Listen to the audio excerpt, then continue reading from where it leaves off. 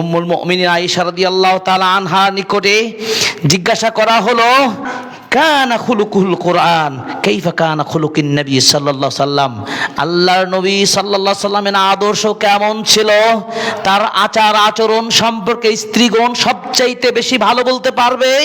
এই জন্য উম্মুল মুমিনিন আয়েশা রাদিয়াল্লাহু তাআলা আনহাকে রাসূলুল্লাহ সাল্লাল্লাহু আলাইহি ওয়াসাল্লামের আদর্শ কেমন ছিল প্রশ্ন করা হলো। তিনি বললেন, কানা খুলুকুল কোরআন, তার আদর্শ বলতেই হলে একটি কথা, সেটা হলো কোরআনের মতো ছিল। সুবহানাল্লাহ। কোরআনের মতো ছিল মানে কি?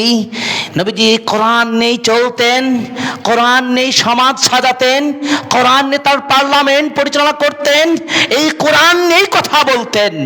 এই জন্য তো আল্লাহ রাব্বুল আলামিন বলছেন, ওয়ামা ইয়ানতিকু আনিল হাওয়া ইন হুয়া ইল্লা ওয়াহয়ুন ইউহা।